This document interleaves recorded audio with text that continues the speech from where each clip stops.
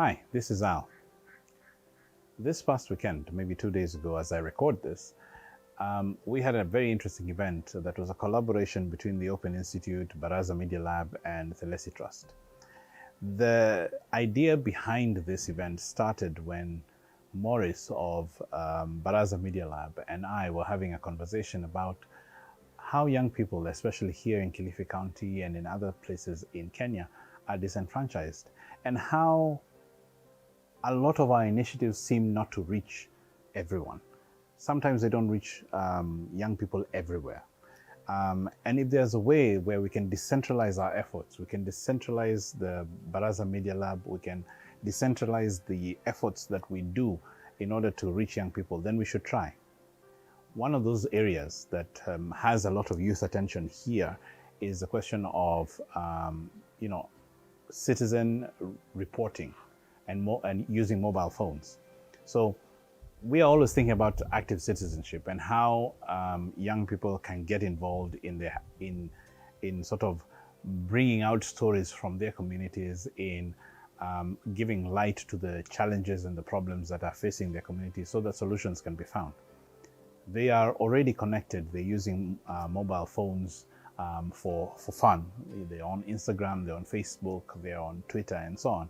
And how can we leverage that power, that connectivity, to get them to also build careers that can be useful to them? We believe that impactful stories are best told by the people who live these stories on a daily basis.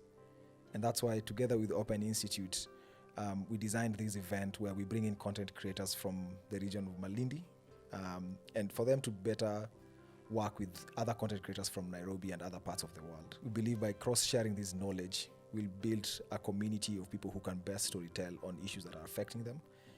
We'll be able to hold power to account, and we'll be able to have an impact on what media can do on the ground. James Smart, one of our media personalities, has a program that is called Kwa Ground that allows for us to reach young people wherever they are and enable them to be reporters, to tell stories from their communities in their own language, in their own way. For a long time, we've not been able to tell our own stories as Kenyans, for many reasons and for different reasons.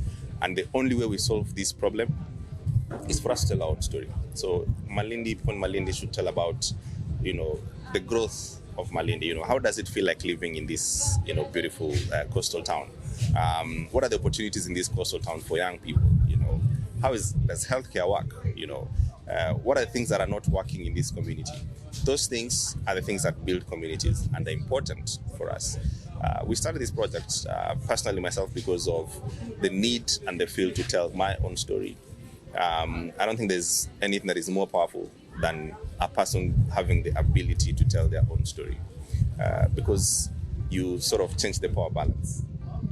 That it's not those people saying, oh, this is about those people, this is what that hurts them, this is what that's important for them. That most of the time we've come to know that misrepresentation. But, however, when you tell your own story from where you sit, for your own community, it's different. There's power, you're wrestling power back from, governments and, people that are outside your community, and you bring it back home. You're talking about things that we can build together.